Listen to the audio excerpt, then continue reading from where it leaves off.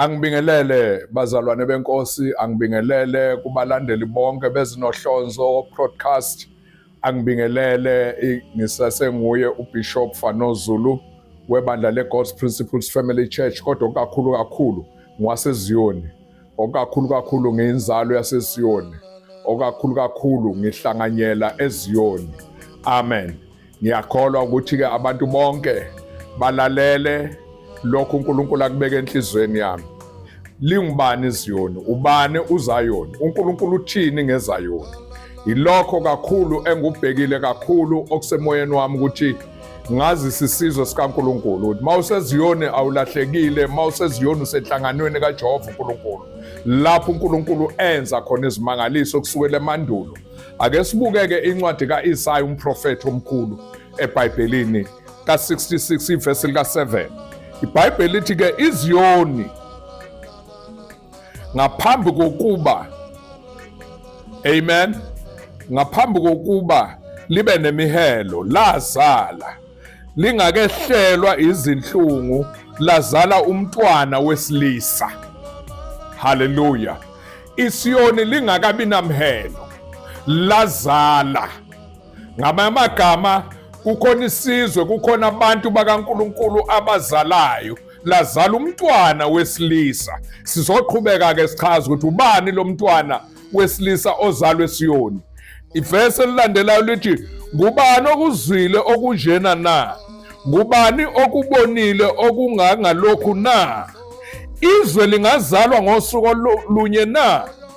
Isizwe singazalwa ngalusuku lunye na? Ngokuba iziyoni lithe lisanemihelo lazala abantwana balo. Hallelujah. Now, lana eziyoni bazalwane, yinhlangano yamazibulo, yibandla lokuqala uNkulunkulu akhuluma ngalo. Uma ukhuluma ngo-Israyeli ukhuluma ngoZiyoni, ngoba kulapho uNkulunkulu izinto azilungisa, wazilungisa through eziyoni. Siyakhumbula ukuthi uNkulunkulu kahle bazalwane, mawungafunda izwi encwadini kaGenesis, uNkulunkulu wanikeza umuntu ukubusa emhlabeni anqobe. Akukho uNkulunkulu akwenza emhlabeni ngaphandle komuntu. Kungakho noSathane mayefuna ukwenza izinto emhlabeni usebenzisa umuntu, ngoba ezama ukutshontsha i-idea neindlela zikaJehova uNkulunkulu. Na iBhayibheli ke lithi umprofeti ke isiyoni lingakabi namahelo lazala umntwana wesilisa. Sikhumbula ukuthi wasekonakele, ibandla lidukile. Ngathi ngelinye ilanga ngathi uNkulunkulu wadala umuntu, wenza abantu ababili ababezozala isizwe sakhe, ibandla lingekho. Kodwa ngenxa yokuduka kwalabo bantu, uNkulunkulu wamisa inhlangano kaZiyoni ukuthi abuyisele abantu lapho uNkulunkulu ababelahleke khona. Na iBhayibheli ke uthi umprofeti isiyoni lingakabi namhelo lazala umntwana wesilisa. Uze uyabuza umprofeti ukuthi ubani okuzwile, ubani okubonile ukuthi izwe lingazalwa ngosuku olulodwa, isizwe singazala ngosuku olulodwa, kodwa isiyoni sizala isizwe, sazala umhlaba wonke ngosuku olulodwa. Siyazi-ke ukuthi ngenkosi uJesu isizwe sasindiswa. Haleluya. Akezelanga okuningi kodwa ukuthi abantu bonke basindiswe. Umprofeti ke uthi lesi siyoni ke sazala umntwana wesilisa. Sizoqhubeka ke bazalwane benkosi. Umlayezo oqhubekayo uthi ke kuJeremiah 3 verse 14 uthi ke buyani bantu abahlehlayo, kusho uSimakade, ngokuba ngiyinkosi yenu, ngizothatha abemunye emzini babe babili emndenini nginiyise eSiyoni. Ngiza kuninika abelusi abathandwa yinhliziyo yami, abazokunelusa ngokwazi nangokuhlakanipha.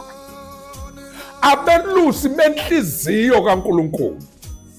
Bayazi abantu abashadile, kukhona iring efakwe emnweni lo onomthambo oyenhlizweni, osimbolize ukuthi lo muntu engishade naye ungwenhliziyo yami. Haleluya. Uthi kuJehova bonke abantu ababuyele eSiyoni. Mangikhuluma ngeSiyoni ngigqokile, kodwa ngikhuluma ngeziyoni ezigqokile. Ngikhuluma ngebandla likaJehova uNkulunkulu elaziyo ukuthi uNkulunkulu uthini ngeziyoni. Hallelujah. Angikhulumi ngebandla eligqokile. Kungakho sometimes uma begqoke njengami abantu bengenalo ulwazi bagcina bemngcolisa uZiyoni. uZiyoni inhlangano kaJehova uNkulunkulu ehlanzekile. uZiyoni inhlangano kaJehova uNkulunkulu ehamba ngezimiso zakhe, ehlalela uNkulunkulu. uNkulunkulu ezulwini mayifuna ukwenza izinto emhlabeni wehlele ebandleni laseZiyoni, likhulelwe ibandla, lizale ibandla, kubonakala izinto. Siyakhuleka-ke ukuthi kulonyaka njengoba nawo singene kuwo ukuthi iZayoni alizale, iZiyoni akubonakala izinto, iZiyoni libe linye, lingabi ngamabandla aseZiyoni kodwa iZiyoni libe yibandla laseZiyoni. Akufani ukuba amabandla nokuba yibandla. Ngikhulumela ibandla lakaZayoni ukuthi ibandla lihlangane libe inhlangano uNkulunkulu azothi mayefuna ukuthulula izinto ebandleni bese ethululela izinto ebandleni likaZayoni njengomprofeti esho ukuthi le ntombazana uMaria, le ntombazana ingilosi yakhuluma naye yathi wena uzokhulela uzale umntwana wesilisa umqambe igama ukuthi uEmmanuel.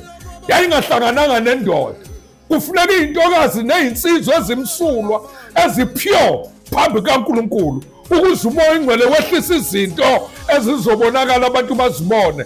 Imlayezo enginawo ukuthi buyani bantwana abahlehlayo eZiyoni, kusho uJehova uNkulunkulu uthi buyelana eZiyoni, uthi la eZiyoni ngizokuninika belusi benhliziyo yami. Haleluya, haleluya. Benhliziyo yami abazokunalusa ngokwazi nangokuqonda, niqonda imfihlakalo zasezulwini.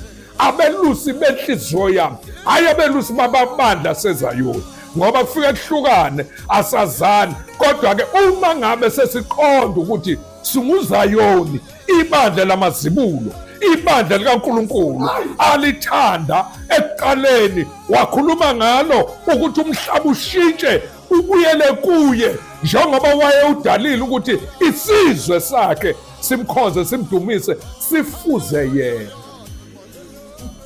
simfuze uNkulunkulu. Umlayezo engulethayo kubo bonke abalalele ukuthi lutho uhambo, lutho ukhalo, sizomkhonza uNkulunkulu engathi siyaqala ngoba uNkulunkulu wezimangaliso. Sizokhuluma inhlanzeko yokuba pure endlini kaNkulunkulu, sizokhuluma igazi eligeza izono ezibomvu zibe mhlophe njengongqoqwana, kodwa lona malikhulunywa igazi libomvu, kodwa malifika leli likaJesu lihlanza izono zibe mhlophe ngoba lona linobumhlophe bobungcwele bukaNkulunkulu.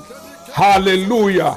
Zayoni, asibuyelele endlini kaNkulunkulu, sibuyele ukufuna izinto nezimfihlakalo zikaNkulunkulu, sizozithola eZiyoni. Sikhulekela belusi benhliziyo kaNkulunkulu babe khona. Yilo mlayezo usaqhubeka, umlayezo webandla leZayoni. Haleluya. May God bless you nonke lani khona nimlalela uNkulunkulu, nimuzwe uNkulunkulu. Siyambonga uNkulunkulu. Haleluya. Amen.